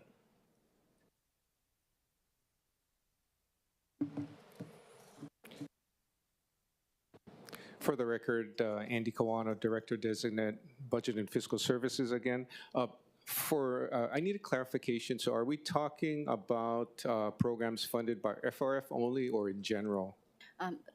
Back when we had our CARES fund, or I guess FRF, but CARES funding as well, we probably had some positions or even programs or some types of things that we are now generally funding that we probably may not need in the future. So how can we proactively look at such those positions, programs, services that we can reduce? To my best knowledge, in all material respects, the CRV monies were spent primarily for one-time programs that are not recurring. With regard to FRF, through the budget process, we will be discussing with council members positions that are FRF funded that are going to be converted long-term. As a part of the department presentation. So we should be covered going forward. And I believe we've done that in the past, so we'll continue to do that as the funds are spent down through December 31st, 2024.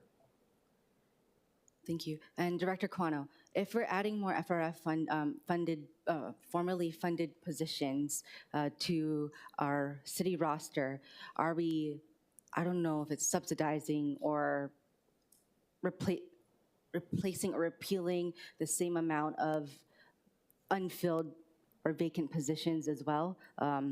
Because I just don't want to have additional positions, still a huge slew of vacant positions, and just a whole bunch of open positions. Thank you, Council Member. That's a concern that we have to address going forward. We are allowed, okay, so for FRF purposes, the use of the funds had to be obligated by 12/31/24. We are allowed to fund positions that are executing programs that were obligated and to administer the wind down of the program and required reporting that happens on a monthly and quarterly basis. So you're right. Some of the positions funded are personal service contracts that are not filling vacant positions, if I understand right. And as the program winds down, we will have discussion and with council members on which positions will be permanently funded, going forward, if there is a reason and a need for the personal services being provided. Thank you, Director, and thank you, Chair, for letting me just launch off from that discussion earlier. No, thank you, members. Any other questions? Okay. Hearing none, the Chair recommends that Bill 3 of 2025 be reported out for second reading and scheduling of a public hearing. Any discussion, objections, or reservations? Hearing none, so ordered. All right. Christian, now it's your time. All right, Bill 4, 2025, reestablishing a process to obtain sponsorships for city facilities, parks, programs, equipment, and tangible property within set guidelines and procedures for the purpose of optimizing non-property tax revenue sources. Members, we do have a posted proposed CD1. That's OCS 2025-0113/2/5/2025, 12:10 p.m., submitted by myself. For your information, the amendments are listed on the agenda, and they're fairly technical. We have with us the Deputy Managing Director, Krishna Jairam. Good morning, Budget Chair. Apologies for earlier. Thank you for the take two. Good morning, Chair Waters and council members. Christian Jaram, Deputy Managing Director. As I stated earlier, again, we'd like to thank Councilmember Cordero for introducing this bill, and to you both, Budget Chair Dos Santos-Tam and Chair Waters, for shepherding this through. As Chair Waters was mentioning earlier, his concern about alternative revenue streams, we wholeheartedly agree. We're wholeheartedly in support of this bill.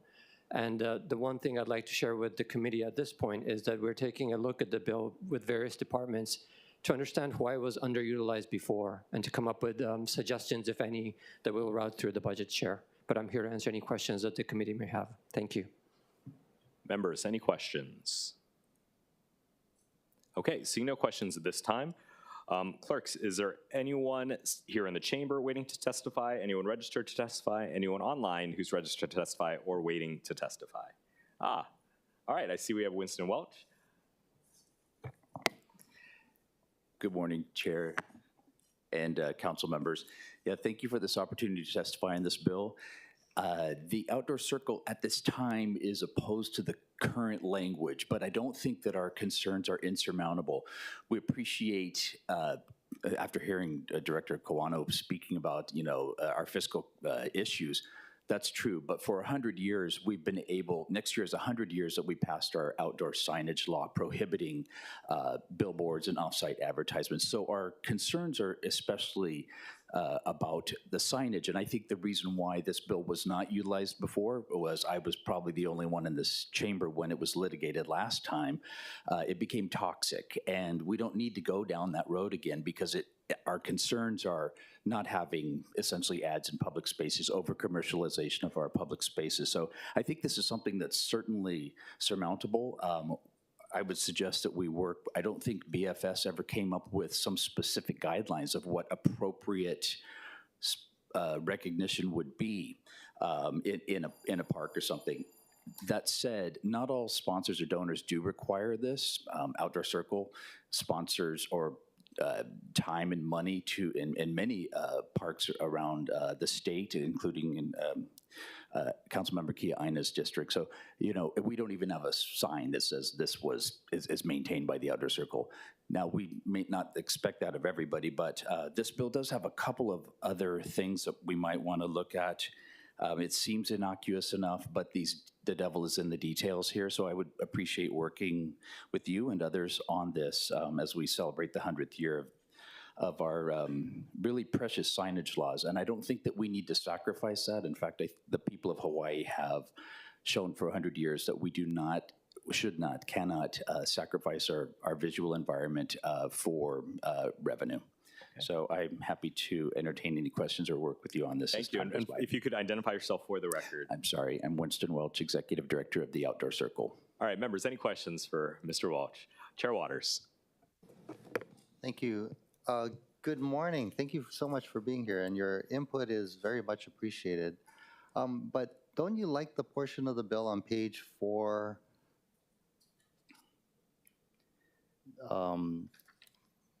Subsection 2, all sponsorship agreements for financial contributions of $50,000 or more must be approved by resolution adopted by the council. So that gives you and others an opportunity to come back and say, hey, wait, we don't like that idea.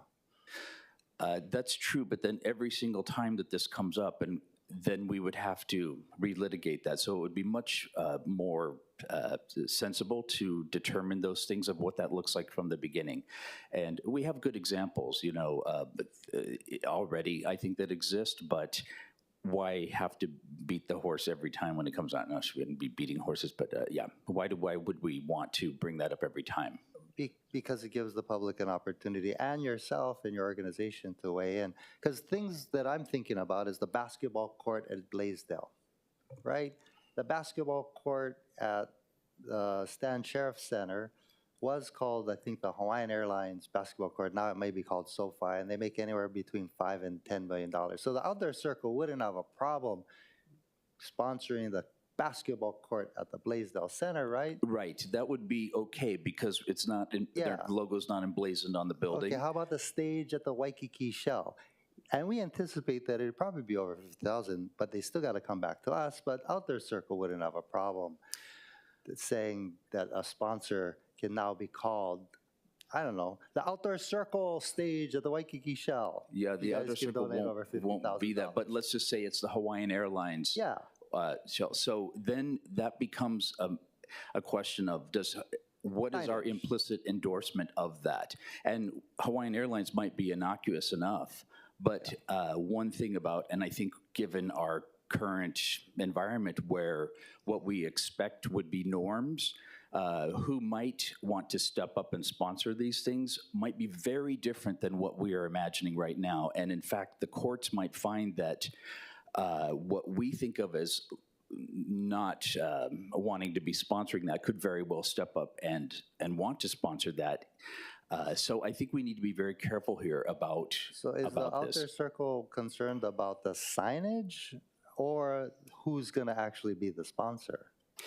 I think the city should be concerned about who the actual sponsors would be, and that's one of the details I think we should look at. But the signage is absolutely it. It's having this name emblazoned over commercialization where we haven't had to do this for 100 years, essentially. Yeah, I hear you, but that's why subsection 2 is saying the city council, if it's over $50,000, has the final say, right? And the public has an opportunity to weigh in when it comes to the council. That's why I think this is vitally important to this. It's true, but it could open up the city then to litigation from, because it violates the signage laws of off-site advertising. So if you have Hawaiian Airlines name emblazoned on the bandstand, for example, that is in effect an off-site advertisement. There are ways that you could have them recognized there. It could be in front of every single performance. So we say, we are grateful for Hawaiian Airlines for sponsoring the maintenance and upkeep of this center. You could have a plaque on the side that says, we are grateful for Hawaiian Airlines. We could have a Hawaiian Airlines Gratitude Day by the mayor.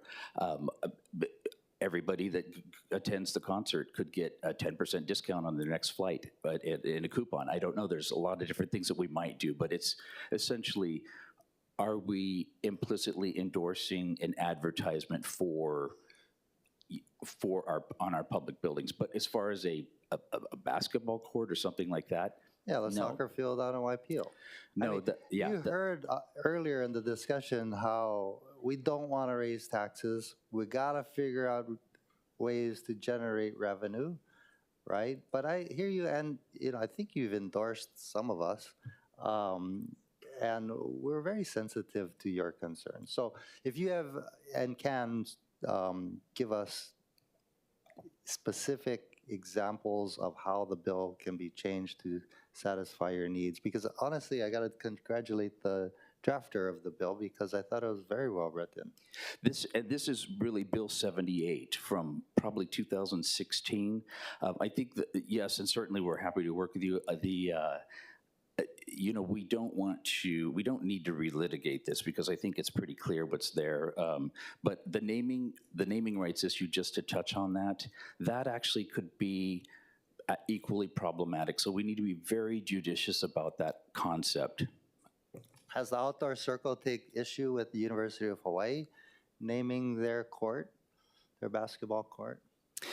For something like the business school, that was a benefactor that gave money to the school. This wasn't a quid pro quo, right? He's not in it to have his company name emblazoned on that. The Walter Dodds Rise Center. So you would be okay with that if we could get some benefactor renaming one of our city buildings? Is that what you're saying? That is a tricky question because what is the benefactor? Is this a large corporation? Is this a very wealthy individual who essentially wants to put his imprimatur on there? What we have traditionally reserved our naming. Are you okay with the Scheidler Business School or the Walter Dodds Rise? Are you okay with those two? For those, it's a good question and a tricky question because it's a slippery slope. We can see across the country. Well, I'm just talking those two specific buildings. That is inside of the university. They do have buildings that are named after benefactors. Objecting to those two? For a benefactor like that, but when does the benefactor become a sponsor? And I don't think that it's tricky questions, because once you start down this, then essentially, when are we going to have, you know, I mean, because my Honolulu question Hollies? was the basketball court at the University of Hawaii. You didn't answer that part. You brought up Scheidler and someplace else. The basketball court, I mean, if it's not a visual intrusion on our environment, that's our main focus. Right. So if we're not seeing it from the road or the freeway, it's not distracting people, that should be acceptable from our point of view. And I agree. And I think we see eye to eye there. And I'm not sure how the rest of the council feels about that, but that would be my intent, like respecting the outdoor circle and what they've been saying.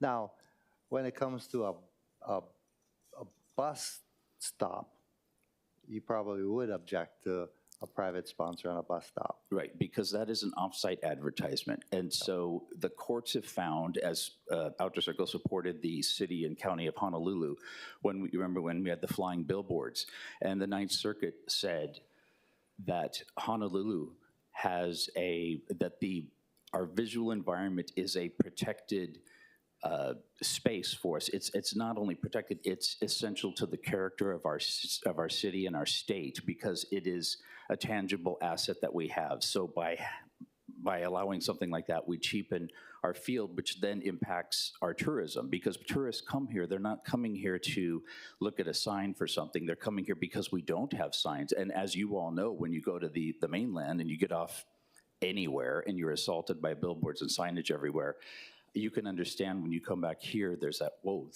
we don't have that here. We used to have it though. Diamond Head and Punch Bowl were covered by billboards until 100 years ago. We changed the laws, and Outdoor Circle bought the last billboard company and shut it down. 100 years ago? 100 years ago in 1926. Interesting. What if we could get the sponsor to keep the bus stops clean and change the garbage? Would that help? Because we now have to consider in the next couple of weeks a raise in the bus fares and the handy van fares. And we don't want to raise taxes to do that. You know, right now in parks, museums, events like the Symphony, there are do-gooder organizations that absolutely take care of these functions inside. They donate their time and their money. So if there's a company that wants to do something like that and have a small recognition says this is maintained by Marriott or whoever's would be doing it, Waikiki Improvement Association or something along those lines, we'd have to see what that recognition looks like, as long as it's not you know, a logo or could be perceived as an off-site advertisement. Thank you, Winston. Thank you, Chair. Okay, members, any other questions? Okay, seeing none. Is there anyone else who'd like to testify? Okay, clerks, is there anyone online who's waiting to testify? Chair, there are none. Okay, seeing none, members, we are in discussion. Councilmember Cordero. Thank you. I guess along with Mr. Welch, I was also here back in 2015 when they started discussing this as it relates to the zoo. So I was in this chamber, but sitting behind me. So I do understand the many concerns that have come up. I do think that there is a great balance. And yes, it's true that we didn't come up, that the city did not come up with any guidelines for this specific program because it sunsetted. And with that, I want to be able to codify it so that we are able to have those meaningful discussions to ensure we have a program that will work overall for the departments and the city. Thank you. Councilmember Wire. Thank you, Chair. Just wanted to mahalo Councilmember Cordero, the introducer, for all the hard work on it. Mr. Welch and all the work of the Outdoor Circle. I really do appreciate the advocacy. I'm hopeful that the concerns can be addressed through the council approval that Chair was talking about, and then also at the bottom of page 4, section A2, which applies all the standing sign laws and rules, you know, HRS Chapter 4.5 and also the ROH Chapter 21, Article 7. So definitely support if Chair's inclination is to move the bill forward, but of course welcome feedback from the community if there's amendments they want to propose. Thank you. Okay. Thank you. Members, any further discussion? Okay. Hearing none, the chair recommends that Bill 4 of 2025 be amended to the posted CD1 identified as OCS 2025-0113/2/5/2025 12:10 p.m. Any discussion, objections, or reservations to the motion to amend? Okay, hearing none, the bill has been amended to a CD1. The chair then recommends that Bill 4 of 2025 CD1 be reported out for second reading and scheduling of a public hearing. Any discussion, objections, or reservations? Hearing none, so ordered. All right, members, I know we've gone for about 2 hours. We have 2 items left, and the next one's fairly simple. It's agenda item number 7. This is Bill 9 of 2025, directing the Office of Council Services to prepare a consolidated table of fees and charges found in the revised ordinances of Honolulu 2021 and to insert the table in the revised ordinances of Honolulu 2021. This was introduced by myself. This is a housekeeping item so we can keep track of all of the various fees and charges in ROH, and many of them are antiquated and outdated. I think there's a 50-cent charge for a replacement motorcycle tag. I think it costs them more to mail out the paperwork than it does for them to collect the 50-cent fee and handle all of those quarters and dimes and nickels. Since this is council initiated, there's no one from the administration to speak on this item, but clerks, is there anyone who's registered to testify, either in person or online, or standing by in the chambers or online to testify? Chair, there are none. Okay, hearing none. Members, we are in discussion on this bill. Thank you for entertaining all of my repeal and housekeeping items. Again, this will be helpful further down the line, especially as we identify these outdated charges and fees that are probably ripe to be increased or perhaps eliminated if there's no longer a need for said charges and fees. Since there's no discussion on this item, the chair recommends that Bill 9 of 2025 be reported out for second reading and scheduling of a public hearing. Any discussion, objections, or reservations?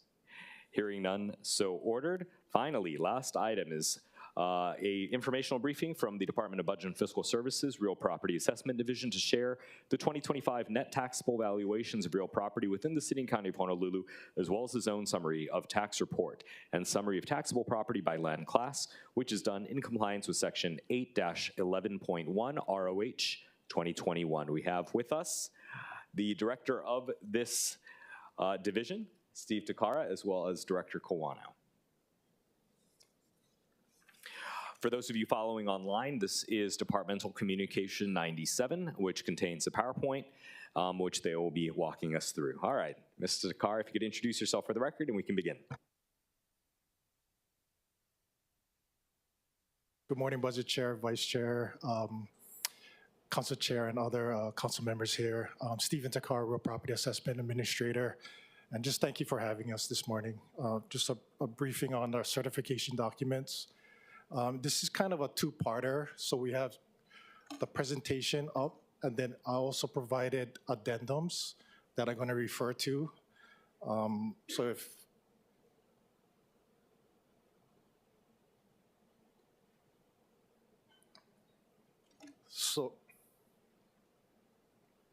So we consider certification be two parts: the assessment list, as well as the certification documents and associated reports.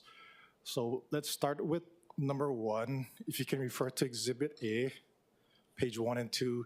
So that's the letter assessment list going to the city clerk, Glenn Takahashi, and then the back, the certification.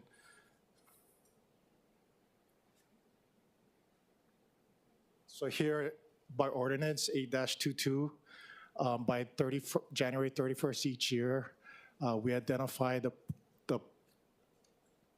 property assessment, excuse me.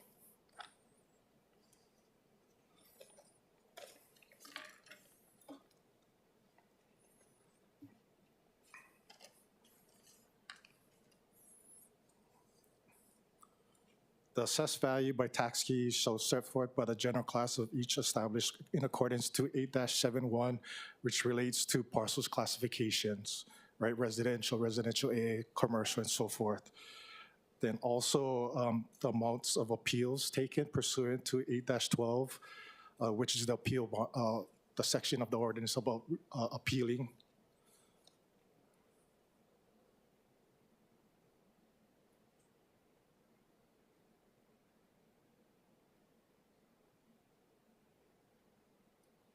And this is an example of the assessment list. So this is page 20 of 6,700 or so pages. So basically here we have the title of the report on the far right, sample page. Sorry, I'm trying to, the date and time of the report. Then you see that second column, that string of numbers. That's what we refer to as PIT codes. And then we have the key on the next page.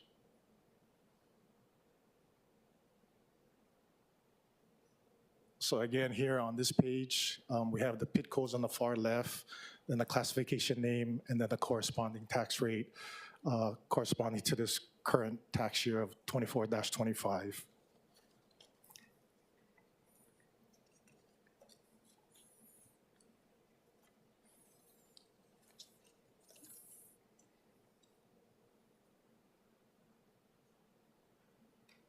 And the next set of, I guess, documents, if you can refer back to Exhibit B now, which is the letter to the chair, council. Here we have the letter from Director Kawano to Chair Waters, basically summarizing the net taxable in accordance to 11-1. Again, 11-1 refers to calculations certified by the director of the net taxable real property within the city, separately stated for each class in accordance to 8-7. Again, that's the classifications. And then continuing down to 11-1, Article 13 relates to the Treasury's tax credit program, which is the $80,000 threshold. So, sorry if it's so confusing, but now if you refer to Exhibit B, page 2, and 3 is the actual tables. The first table is the net taxable of the real property minus government lands. So you can see that first table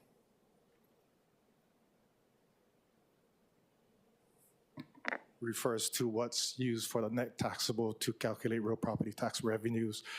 The tax rates are not established at this point, but these numbers are used to establish or set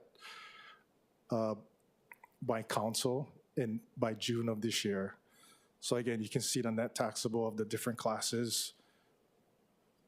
And then the next page, on page 2, is the net taxable of basically government lands that's leased out to the private sector. And that's accordance to 8-10.15.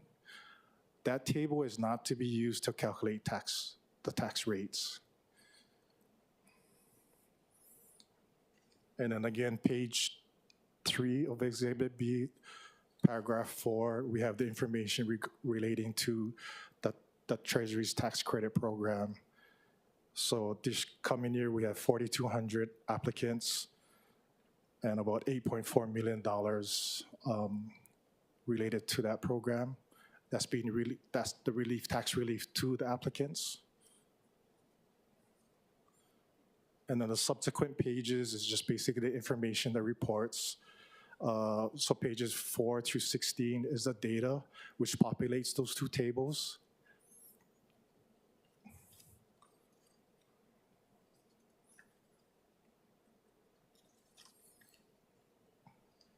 And again, on page 15 and 16 of Exhibit B, we have the aggregate totals. I know this is kind of number crunching, kind of monotonous, but this is basically what comprises of the important certification documents submitted to Council Chair. And then also the budget people have the same data to formulate and help balance the budget.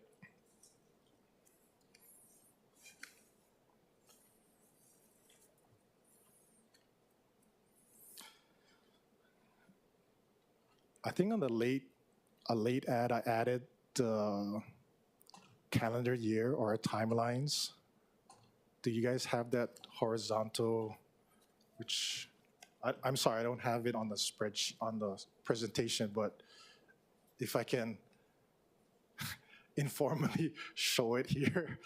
So basically, if you follow the timeline, so if you look at the bottom line, on February 1st, 2025 is when we had to turn all this stuff in, right? So January 31st was the assessment list, and then by February 1st was the letter and that all-important two data tables to council.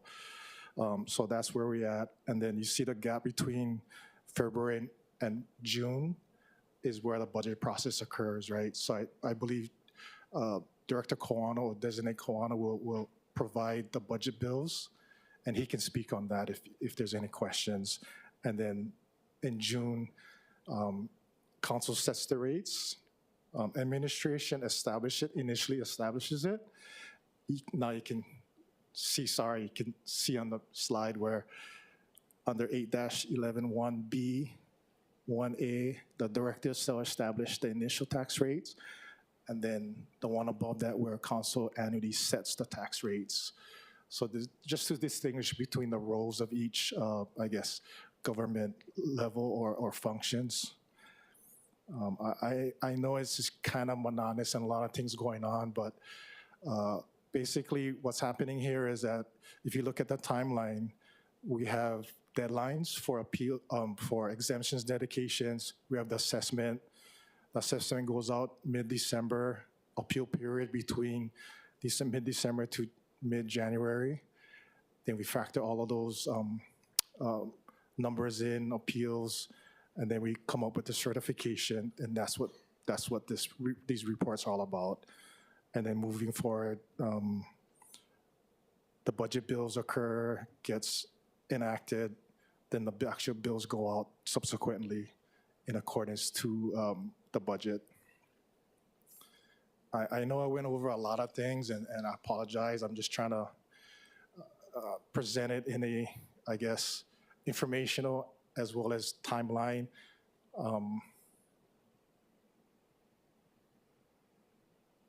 These documents, sorry, Chair, if you, allow me a couple more minutes real quick. So these documents can be found on I guess, communication websites. And if I'm allowed to show my appreciation for our staff of 80, you know, this is like our final product each year. So I wanted to kind of formally thank our staff as well as our assistant administrator here, the gentleman to my left here, Stuart Peterson, our branch chiefs, Aaron Kuba of appraisal, Rosin B of our technical office, Jason Flores on mapping and ownership records, and Christiane Hata of our support services / clerical, as well as our deputies, our corporation counsel that provide invaluable guidance through all of this. Just want to express my appreciation for all those people here at our division and the support. Really appreciate their hard work. So if there's any other questions, yes. Okay, Chair Waters. Thank you so much. We have a sister city signing soon, so I'll make this as brief as possible. You know, on page 3 of your handout, there's a sample page.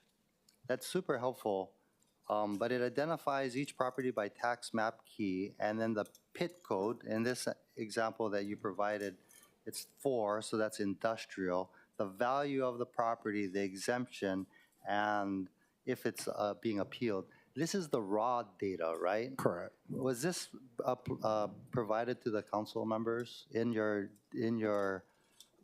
communication to the city council? This particular report goes to City Clerk Glenn Takahashi by ordinance. But the raw data, like it is in this sample, it's not, right? Just in this tabular report, so it has all the parcels. There's 308,000 plus parcels. Right. So it's basically 6,700 pages. So that's provided to the clerk? Correct. So if any of the council members want it, they could go and look through it? Yeah, right? So if I may. No, that's real good. Just as an example here, there's one property, looks like it's worth $8,010,200, but the entire thing is exempt. So they're paying no taxes at all? Yes, probably. Yeah. I can't see which. It's on your sample. It's the only one up on the board. but just as an example. Okay. Thank you Yes, so yes, much. that can be interpreted correctly. Yes, that is fully exempt. Okay, thank you. Thank you, Chair. Members, any other questions? Okay. Well, thank you, Director. I know this was a lot of information, but I think it's important to have, for the record here, especially the link to all of the documents that form the basis of all of our property tax-related decisions. And we look forward to working with you and with Director-designate, soon-to-be Director Quano, especially this fiscal year, which I know is going to pose some challenges, but I think together we can get over them. Yep. So, Thank you, Chair. thank you. All right. Members, this brings us to the end of our agenda. There being we need to take testimony. Clerks, is there anyone standing by here in the chamber to testify or standing by online waiting to testify? Chair, there are none. Okay, going once, going twice, going three times, seeing none. Members, I think we've concluded discussion on this item, and so there being no further business, the meeting's adjourned. It's 11:20. Thank you.